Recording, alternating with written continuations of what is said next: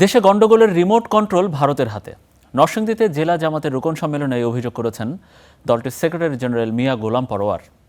এদিকে দিনাজপুরে জুলাই পদযাত্রায় এনসিপি নেতারা অভিযোগ করেছেন দিল্লির সেবা দাসের সঙ্গে আঁতাত করে ক্ষমতায় এসেছে বিএনপি, আর যে কারণেই গণভোটের রায় বাস্তবায়নের দ্বিচারিতা করছে সরকার।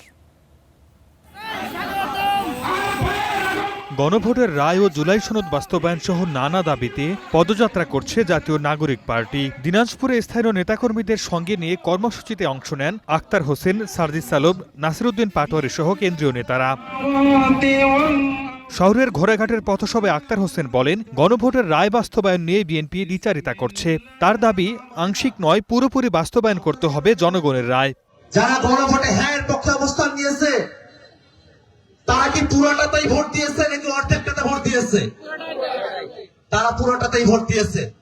অতএব গণভোটের রায় আধা দিনা পুরোপুরি ভাবে বাংলাদেশে বাস্তবায়ন করতে হবে।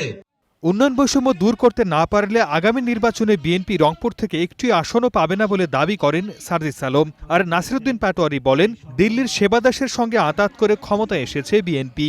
রংপুরকে তাদের প্রাপ্ত বরাদ্দ না দিতে পারে, তাদের উন্নয়ন বুঝিয়ে না দিতে পারে, একই প্রকার শোষণ নিপীড়ন করে ইনশাআল্লাহ 2031 সালের নির্বাচনে রংপুর বিভাগের 33টি আসনের মধ্যে একটি আসন বিএনপি পাবে না ইনশাআল্লাহ। যারা নির্বাচনে জয়লাভ করেছিল তাদের থেকে মুখ ঘুরিয়ে দিল্লির যারা সেবাদাস বাংলাদেশে তাদের সাথে আঘাত করে 200 সিটের উপরে বাংলাদেশে তাদেরকে দেওয়া হয়েছে। নরসিংদীর শিশু একাডেমি মিলনায়তনে জেলা জামায়াতের রোকন সম্মেলনে মিয়া গোলাম পরোয়ার অভিযোগ করেন, দেশের সকল রাজনৈতিক গন্ডগোল এবং জুলুমের রিমোট কন্ট্রোল করছে দিল্লি। সমস্ত আন্তর্জাতিক আইন, বন্দি বিনিময় আইন, জেনেভা কনভেনশন সমস্ত কিছুকে লঙ্ঘন করে একজন মৃত্যুদণ্ডপ্রাপ্ত আসামিকে সমস্ত প্রযুক্তিগত সুযোগ সুবিধা ব্যবহার করার জন্য আরামায়েশে দিল্লিতে তাকে থাকার সুযোগ দিচ্ছে। জুলাইয়ের চেতনা দেশের মানুষ এখনো ধারণ করে দাবি করে গোলাম পরোয়ার বলেন, কোনো ফ্যাসিবাদী শক্তিকে জনগণ বরদাস্ত করবে না।